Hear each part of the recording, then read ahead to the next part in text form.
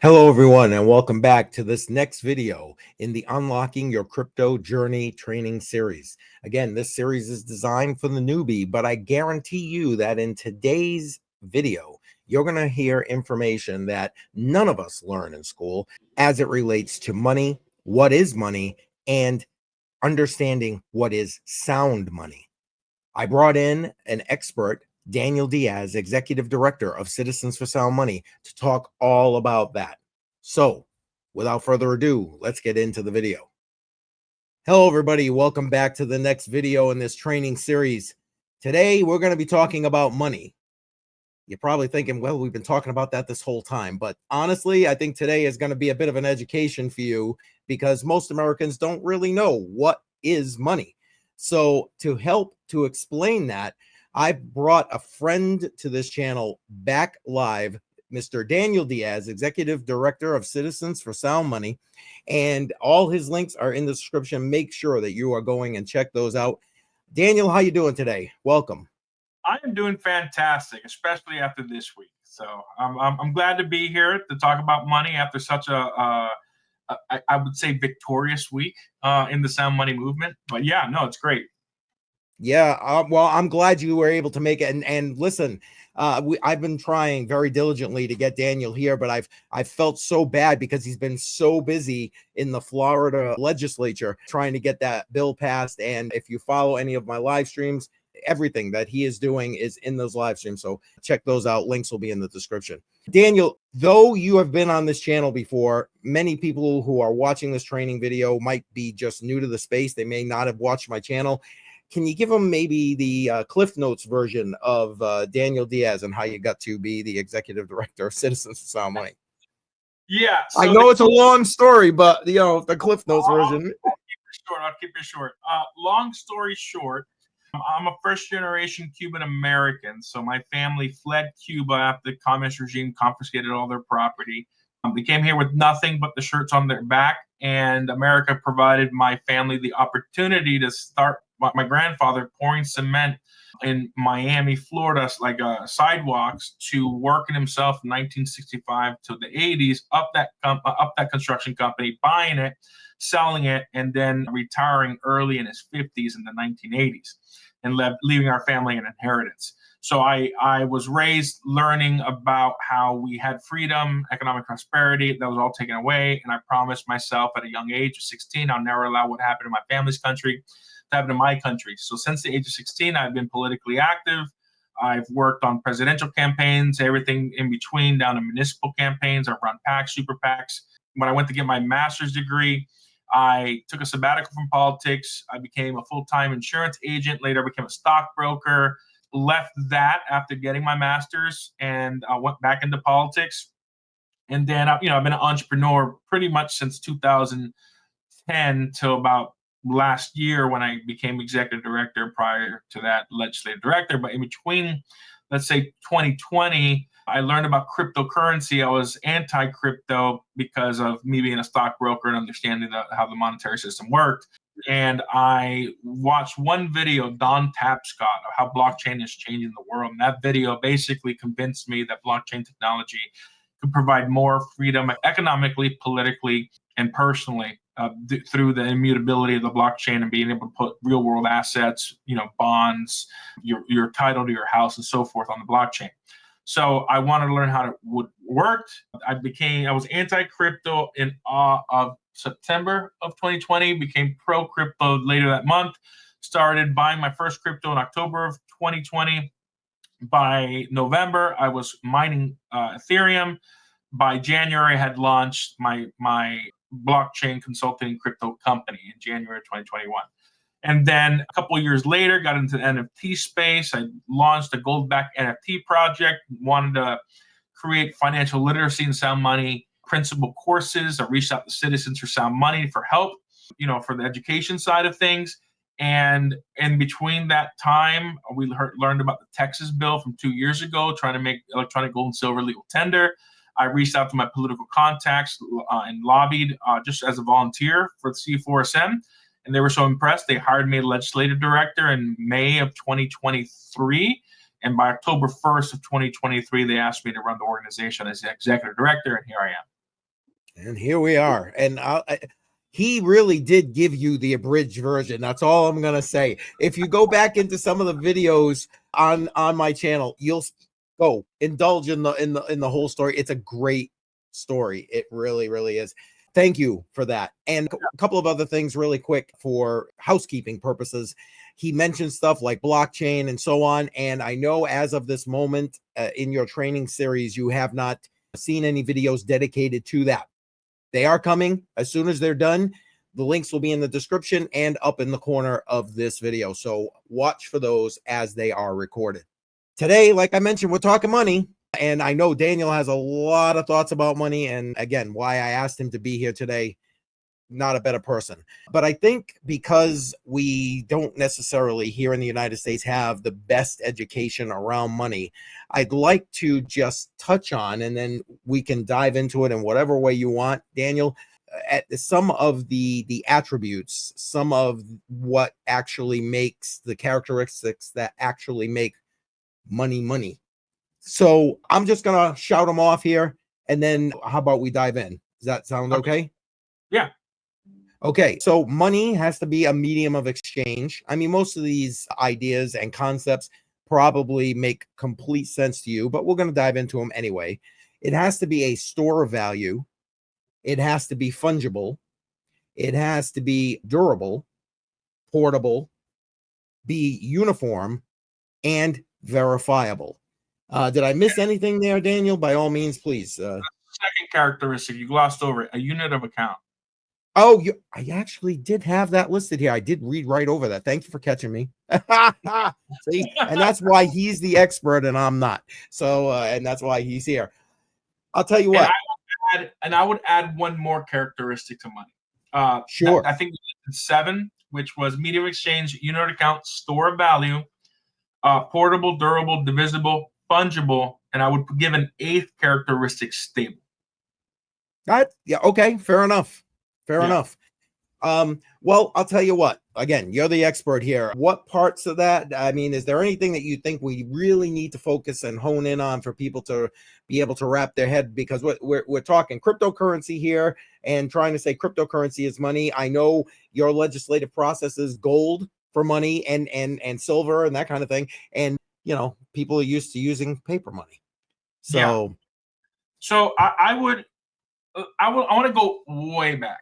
I want to go back to like 10,000 years ago when we didn't have gold and silver coin, when we were bartering chickens or crops or, you know, coyotes or whatever for different services. Like, why did we the people create money? And the answer, the problem was, you know, when you're bartering, not everybody wants whatever you've hunted or whatever you've created, or if it's like, you know, rocks or shells or whatever, right? Like shells are some of the oldest forms because it was hard to find a shell. We didn't have snorkeling gear. You found shells and they were unique shells. They would hold value. So before there was a medium of exchange. Prior to using something in the middle of a barter transaction, you would have chickens with eggs and you have somebody with some wheat. Well, you would find an exchange rate of X amount of eggs for X amount of wheat, right? And you would exchange that. Well, let's say the guy who had wheat had plenty of eggs, or he got his own chickens. The guy with the chickens will now not have a good or service. So as time has progressed and human civilization grew, it became a lot more important to find a uniform medium of exchange that you could use to transfer like wealth or ownership, right? Like there are instances like Ray stones, RAI stones. It was kind of a form of money that didn't move, right? It was a huge stone, could be tons. I forget the people who created the Ray stones. They would transport these stones from different islands, bring it over to where the population was, and then they would mark on the stone who owned the stone. And it would be a community understood, hey, this stone is a much larger, so it's a lot more valuable. It took a lot more economic energy to bring that stone here. And say that a chieftain who won a war owned that stone. Now the value of that stone actually had a lot more, and you could pass that value over, right? Another example of a medium of exchange, that was a good store of value, but here's the problem with ray stones. It wasn't portable, it wasn't divisible, it wasn't fungible, right? It was stable for a long time until Westerners came in and started bringing their own stones and completely ruined everything. Yeah, everything, right? And you could even say it's a unit of account, just one stone, big and heavy, right? But another thing that people used throughout time were like bronze rods or copper wrappings on the arm. Okay, yep. Like in India and Africa, they had that as a medium of exchange. But we didn't really get to gold and silver until, let's say 3000 BC, 2000 BC, where they started mining gold and silver electrum and didn't know how to refine it. Eventually, the Lydian Empire was the first empire to make gold and silver coins. They basically figured out how to separate the silver and gold and started making equal weights and measures. And the Lydian Empire was the first one to really get that going. The Greeks really moved forward the idea of coinage, and with Alexander the Great really spread copper coinage, gold coinage, silver coinage, the Egyptians as well. So, I mean, it went from stones and shells to, let's say, base metals like copper. And as we got more advanced, we learned more about metallurgic practices to separate metals and so forth. We figured out how to purify, something that was very difficult to mine. Gold and silver takes a lot more economic energy to find gold and silver ore and veins than it is to find iron or copper, because they're a lot more abundant, right? There was the Bronze Age and everything. So when it comes to money, universally, the first three characteristics are what most people can agree on the characteristics of money, which is a medium of exchange, like we explained. Exchanging ownership rights of the rice stones was a form of money, right? It was a store of value, as a unit account, and a medium of exchange, right? We can say that was the three characteristics. A poor store of value would have been tobacco leaves early in the colonial time, right? The tobacco leaves had a certain date, but it was economic energy that people were putting into it. It took time for the crops, it took time to collect it, and tobacco leaves do have a shelf life, but they have quite a bit of time, and they didn't have enough money, colonial money, to actually use in the colonial time, so they would use different things for barter. And tobacco leaves were really good, but it wasn't really durable, right? That's the problem with tobacco leaves. You could divide it, and it was portable, but it wasn't stable either. It'd lose value very quickly. Or pelts, right? Fur. That was a good medium of exchange. It was a unit account, certain amount of pelts, and so forth. It was an okay store of value, but even pelts, anything biological breaks down. Right. So throughout human history, we've gravitated to gold and silver because it's very difficult and it's a very limited supply. The inflation rate of gold and silver, even today with all the advanced machines that we have, it's extremely difficult to get it, mine it, refine it, and it takes proof of work to show, if you have a gold coin or silver coin, at some point it was dirt in a mountain or some type of vein. Somebody had to take it out, refine it, melt it down, pour it into a crucible, stamp it, and eventually make it. So that's the proof of work of money. So that is kind of the evolution of money. And if you've heard me say a few times, your economic energy, right? That is what money is representing, right? All the way back 10,000 years ago, you would have chickens and you had crops, and you as a human being, you took the economic energy to feed your chickens, to herd your sheep, to cultivate the earth. You're exerting energy into creating something, right? And then as time has progressed, we would use tools to be a force multiplier of our economic energy. So if back then you were hunting fish with a spear, well, if you got a fishing rod, you probably just 5 or 10x your economic energy. And then move forward to fishing trawlers, maybe 1,000x your economic energy. Let's move to the industrial era. A factory could pump out a bunch of cars that would take maybe a few days or several weeks to build. Now they just pump out a car every day. So what tools are used as a force multiplier to increase our economic energy. So our economic energy has a value. And then where we put that economic energy is usually money, because it's supposed to be a medium of exchange, a unit account. And the most important part is a store of value. Store of value. Yep. Right? So the best, I guess, ore or item that we have found throughout written human history that stores value the best is gold and silver. Gold and silver has been the main monetary unit for most of human history. Since 1971, it was the first time in human history that gold and silver wasn't the primary monetary unit. We have had a 54-year experiment that is failing, right? Because why do I say 1971 is the first time in human history where we didn't use gold and silver? Well, we were on a gold standard. Then in 1944, we had the Bretton Woods system. The Bretton Woods was, instead of using gold as a monetary unit, after World War II, most countries sent their gold to America. America had over 90% of the world's gold reserves, and it was the dollar was as good as gold. So instead of backing every global currency to gold and silver, they decided to back it to the United States, because the United States won World War II. They had 90% of the world's gold and silver, and it is as good as gold. So instead of pegging it to gold, they depegged it from gold and pegged it to the dollar. And then Richard Nixon, because the United States was irresponsible with the amount of dollars that they were printing, and a bunch of factors play into that, but countries were asking for the gold back. They were sending their dollars in. The United States had a promise to pay on demand a certain amount of gold per $20 bill and so forth. Right. And it got to a point where Henry Kissinger and the Treasury Secretary at the time, I forget his name, it's like, hey, Nixon, if we keep doing this, the Bretton Woods system is going to collapse. You need to pause redeemability of the dollar temporarily. And if you go back and listen to his speech, he said he temporarily was stopping the redeemability of the dollar for gold, which has become permanent. The strength of a nation's currency is based on the strength of that nation's economy.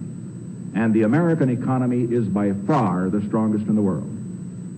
Accordingly, I have directed the Secretary of the Treasury to take the action necessary to defend the dollar against the speculators.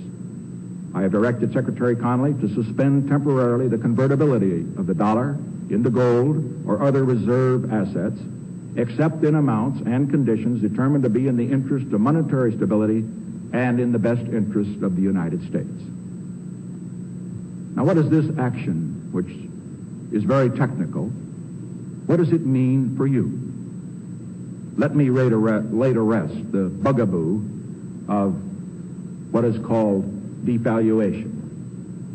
If you want to buy a foreign car or take a trip abroad, market conditions may cause your dollar to buy slightly less.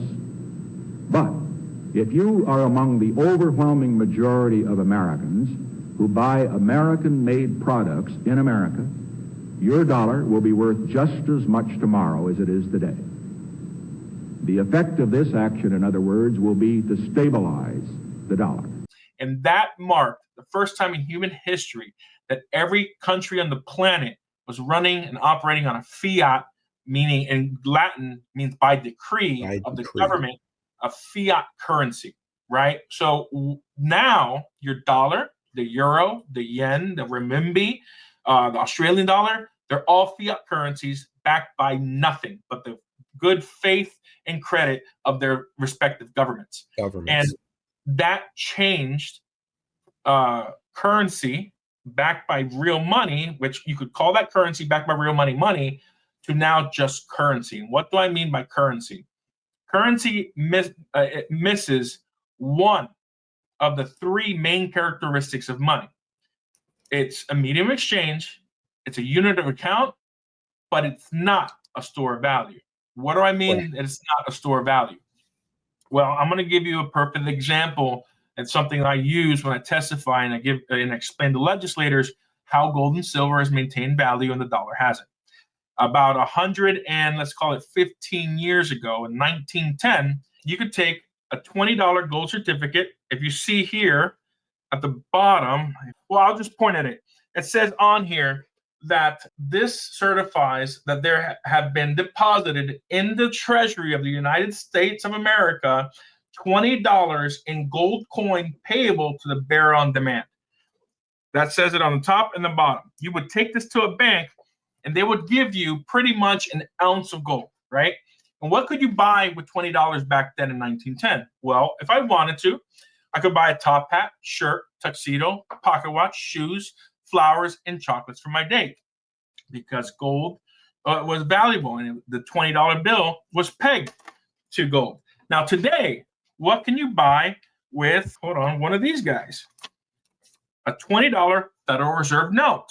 Well, first of all, it doesn't say, a gold deposit in the Treasury. All it says is Federal Reserve note, right? That's it. And there's nothing at the bottom. It just says $20.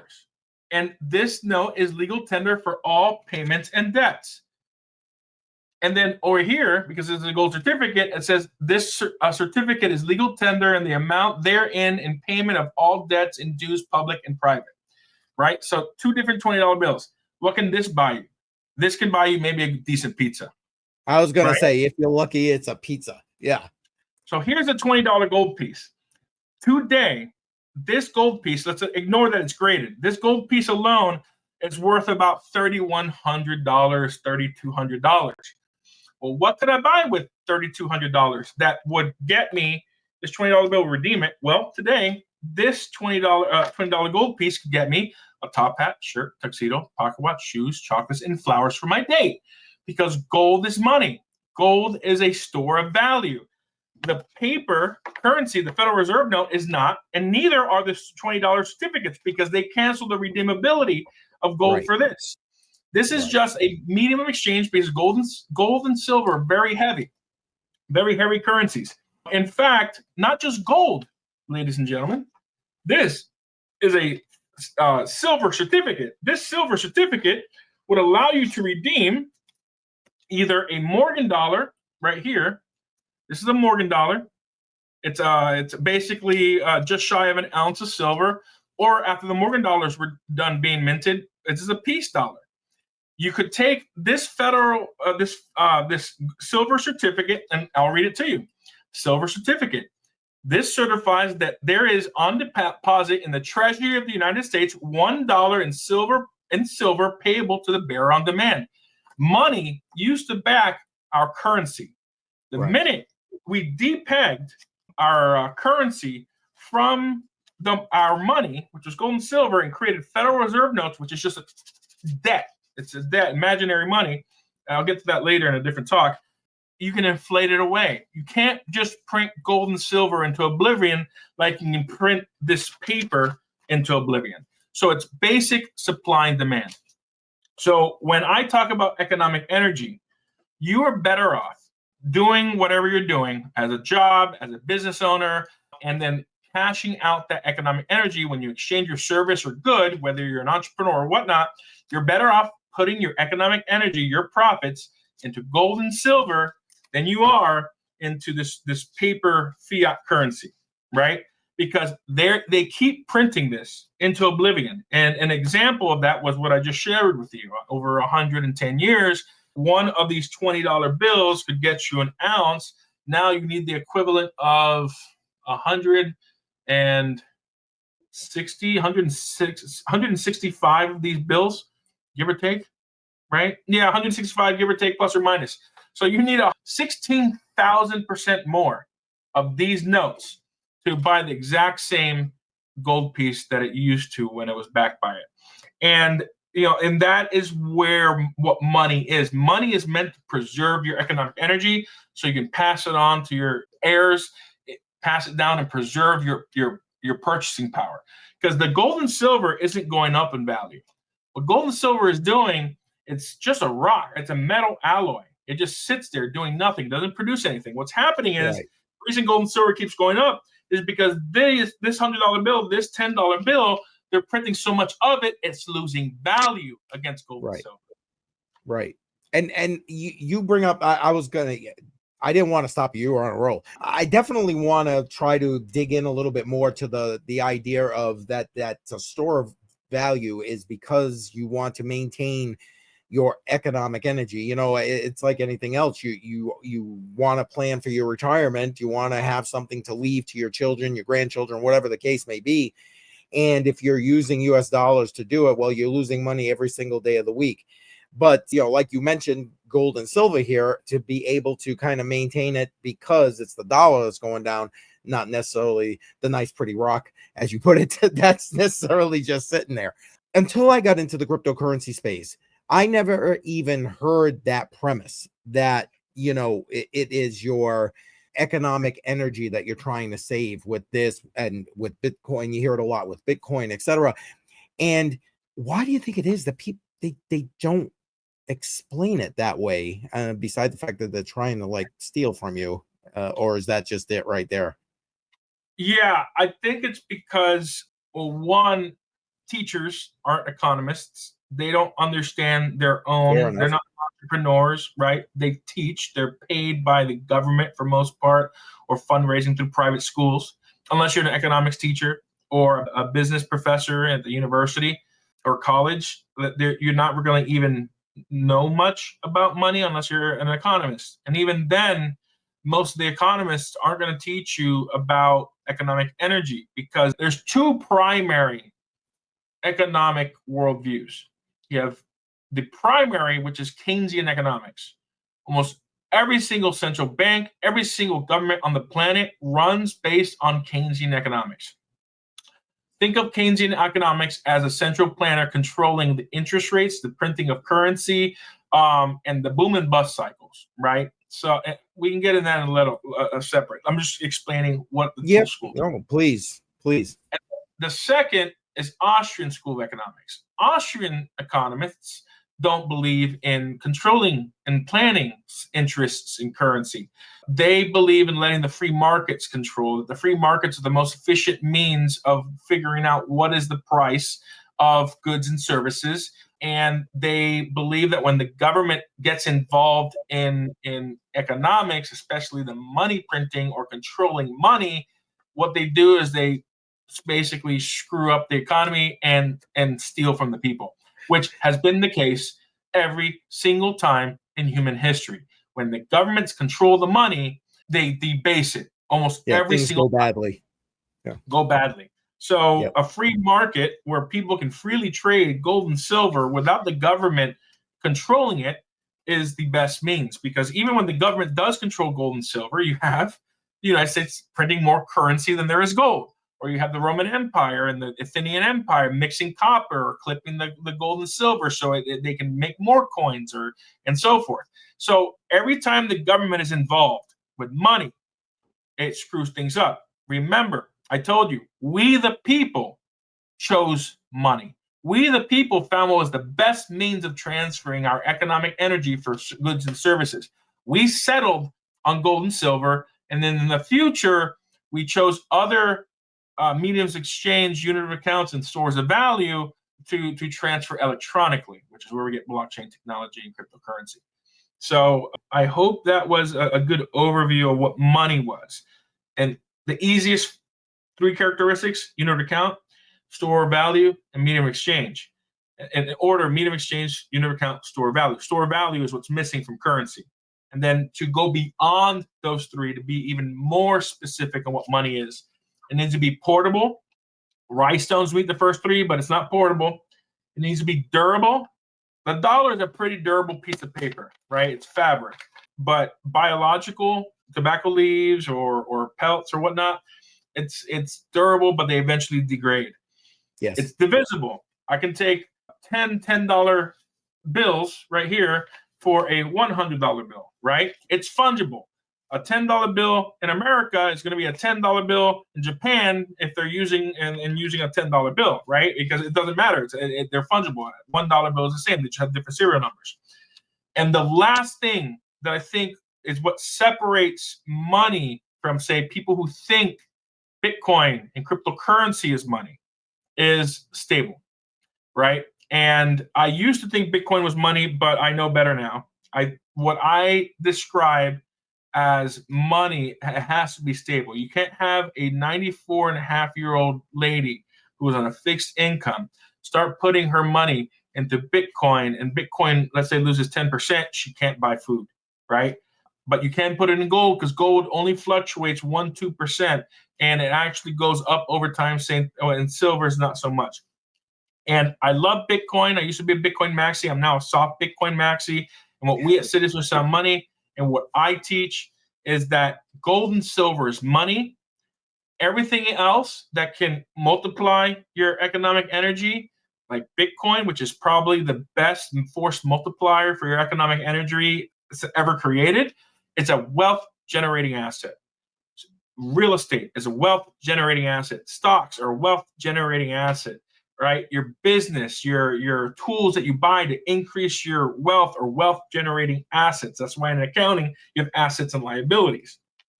Assets increase your wealth, passive income assets like real estate and so forth, increase your wealth. Liabilities take your wealth.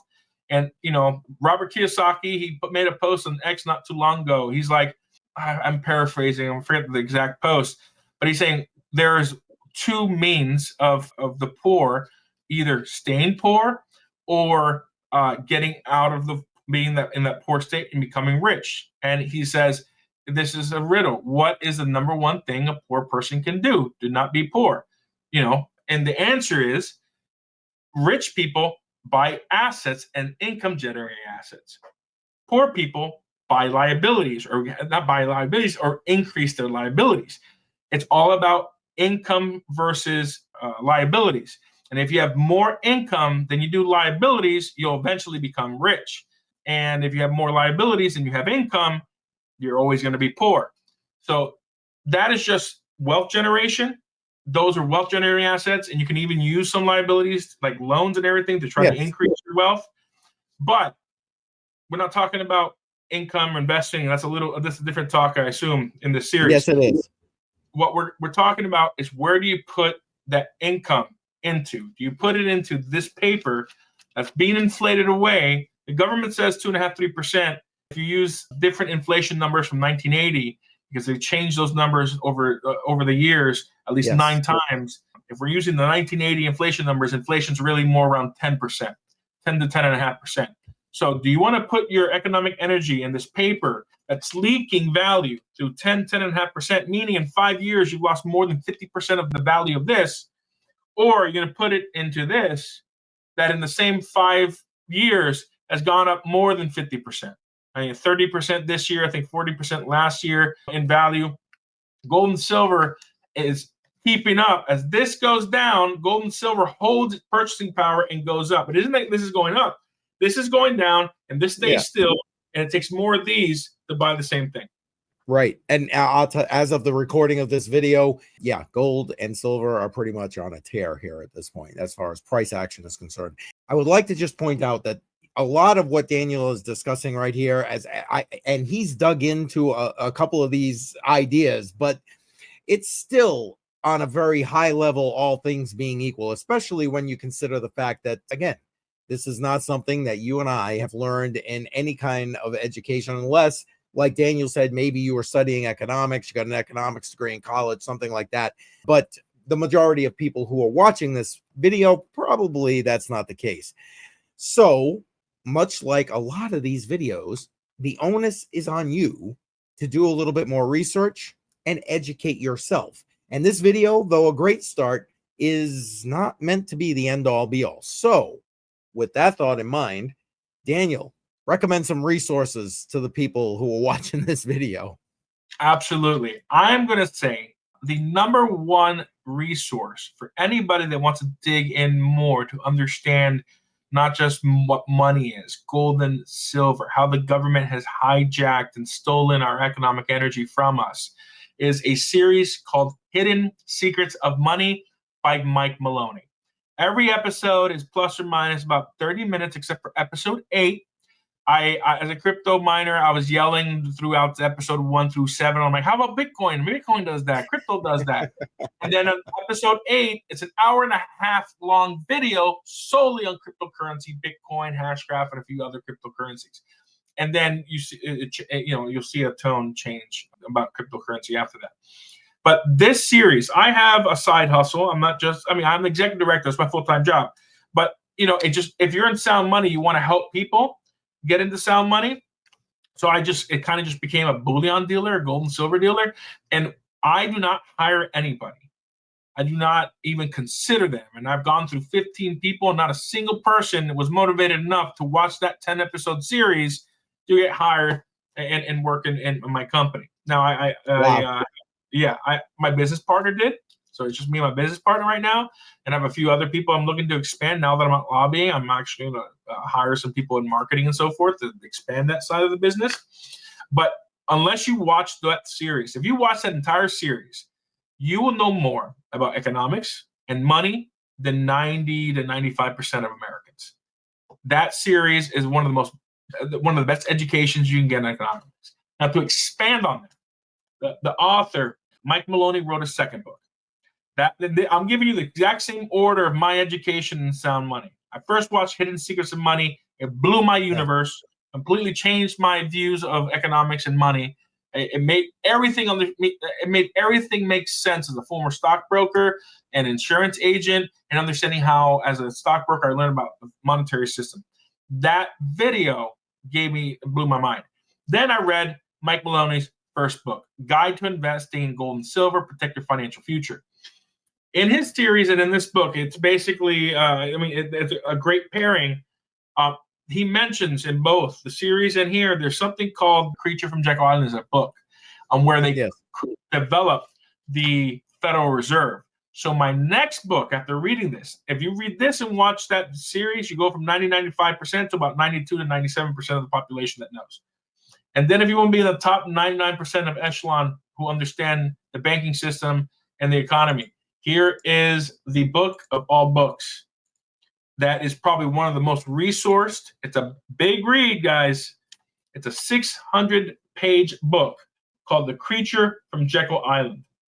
I remember listening to the series and reading his book. I'm like, I got to read about this Jekyll Island meeting and the creation of the Federal Reserve. You read these 3 books, you'll know more about economics, the banking sector, how the banks work, than 99% of the population. And then for just giggles and wanting to dig in bonus points, bonus points. I would say these 2 books will give you a better a good holistic view. Here's it for your Bitcoin people. This book right here by Jimmy Song. He's a Bitcoin philosopher. How our financial system is rigged and how Bitcoin fixes fiat and fiat ruins everything. Right. Yep. So that right there is probably one of the best books that explain how fiat currency has destroyed every aspect of human society: education, religion, art, the arts, economics, the family unit. This book, after you read those first 3 books, you read this book, and you don't have to read them. You can buy an audiobook too. The Creature from Jekyll Island, because I travel, I listen to most of it. But the Jimmy Song's Fiat Ruins Everything brings everything together. You realize through those 3 things, the series and those 2 books from Mike Maloney and G. Edward Griffin, pretty much as you're going to know. But this book ties all the philosophy and all the economics you learn together and really lays out practically how fiat has ruined human existence. And then the last book, for a global perspective beyond monetary, to understand why so many countries have problems with the United States, is The New Confessions of an Economic Hitman. That's a good, interesting read if you want to understand international politics, international economics, how the IMF, the World Bank, and U.S. corporations really have screwed over the developing world, and why the developing world has created BRICS, trying to destroy American hegemony. Right. This book is fantastic. So, I mean, I think I gave it to you all. Homework for people right there. That's for sure. Yeah. I gave you 5 resources, a series, and 4 books. If you really want to learn and you really want to improve your life and you really want to understand how economics and money works, watch that series first. And then pick up or listen to those books, and you will have the exact same education I had. I still read a lot more books, but I'm not going to share that. I would say these are the top 5 resources to really grow your economic acumen, your financial understanding of how things work. Excellent. I appreciate that. And yeah, I've done some of them. I've still got some catching up to do. I'm not gonna lie, I haven't finished The Creature from Jekyll Island yet, but I wasn't smart enough to get the audiobook. So there you go. Audiobook helps, especially when you can do like 1.5 speed. It definitely helps. Well, exactly. I did that. I don't know if you read or listened to Lynn Alden's book, Broken Money. No, I haven't. That one I definitely got an audio book, and it's excellent, by the way. Matter of fact, along with everything Daniel just put out, I'll put that link in the description, because for those who like the Bitcoin cryptocurrency perspective, well, you all know who Lynn Alden is in this space, so you can check that out. All links are in the description. I want to be cognizant of everyone's time here and the amount of information that everybody can absorb in this video. So, Daniel, let me ask you this. As we wrap up this video, what would you like to say as maybe parting advice for people? Again, remember this series is for people new to cryptocurrency that are still in the learning process, and maybe even learning process about money as a whole. What would you like to give them as some advice, some guidance, something for them to really just, if they have to take away something from this video? I'm going to use an old parable when it comes to planting trees. The best time to have planted a tree was 10 years ago. The second best time is now. It's never too late to improve your financial standing. And you might be in your 60s, you might be 20 years old. It doesn't matter. If you're now learning about the dangers of the fiat currency, the dollar, the euro, the yen, and you are feeling the pain, 78% of Americans are living paycheck to paycheck with not $1,000 for name. If you're one of those people, which is 4 out of 5 Americans, 4 out of 5 Americans are living paycheck to paycheck and don't have $1,000 for their name, it's not too late to improve your life. And you want to, my recommendation is consider putting your economic energy into gold and silver. There are 8 states that have already passed through governor's signature gold and silver is legal tender. Florida is on its way to the governor, will be the 9th. Missouri is about to get it passed in the House on Monday or Tuesday and sent to the governor. They'll be the 10th. The states are making gold and silver legal tender so that you have the choice and the option to put your economic energy and your wage into what currency or what form of money you think is best. And if you think what I've mentioned it makes sense, and you think you want to start doing that, then look up different companies for electronic transfer. You have Kinesis.money, which I will have a referral link for Citizen Money. You have the United Precious Metals Association through Alpine Gold, which will have a link below. There is Glint, which will have a link below. These are all asset-backed digital currency companies where you can wire cash into, buy gold and silver, and then use a debit card. Kinesis will soon in the U.S. If you're outside the U.S. watching this, you can do it now. The U.S. is rolling out with the debit card soon. But I have 95% of my wealth in gold and silver. It used to be in Bitcoin because it was during wealth generation. I saw the writing on the wall. I knew the economy was going to collapse. I got out of Bitcoin maybe a few months too early because it did a boom, and I got back in temporarily after Trump got elected. But then I went right back on the gold and silver because I saw the writing on the wall and that we were going to go through a recession regardless of the tariffs. Don't think that the tariffs are the reason we're collapsing. Yeah, there are fundamental problems with the global economy because of fiat currency. And I said that we are coming to the tail end of the dollar and fiat currency, and the global banks and the financial institutions are moving towards real world asset digitization, meaning digitizing gold and silver, digitizing real estate, digitizing stocks on the blockchain. So that is the direction we're going. Remember, all that, except for gold and silver, is wealth generating assets. Gold and silver is your money. So best time 10 years ago to put your money in gold and silver, plant a tree. Second best time is now. Start as soon as possible, because when you start start saving in gold and silver, you'll notice that your life and your financial footing is going to improve drastically. All right. Thank you. Listen, every time this man talks, it's like unpacking an entire, I'd say a suitcase, but I don't think that's big enough for all the information that he puts out. He did mention a couple of things I just want to highlight. One, this video was meant to give you a better understanding of money. with regard to gold and silver, there will be another video further on in this training series. I'm going to be inviting Daniel back, and we're going to really, if you think we dived into it today, no, we're going to bring him back, and he's going to unpack all those suitcases that are everywhere with regard to gold and silver. And I'm sure he'll have some updates with various states as to where we are at that time when we're recording that video with regard to gold and silver being legal tender in certain states. And finally, he hit on things like the tariffs and other macroeconomic factors that are, it isn't really the tariffs, it's the other factors that are where the cracks are showing. Well, watch for the next video with Army Piper, and we're going to be talking exactly about that. Daniel, I really appreciate you being here today. I truly do. He's taken time out of his weekend to be here to record this video. So I really appreciate you. And you're going to come back again when I give you a shout? Oh, yeah, absolutely. And all right, I man. mean, and that's why I'm here. I think education is the most important aspect of improving people's lives financially. Absolutely. Absolutely. All right. I appreciate that. We're going to head out, watch for the next video, and we'll see you shortly. All right. Did you find that video educational? I know I did. Listen, there's so much more information about what is money and sound money in particular. And Daniel will be back in further videos to talk more about that. But in the meantime, make sure you're following him at all of his socials. They're in the description. And if you're ready to head on to the next video in this training series, go ahead, head over here, and I will see you there.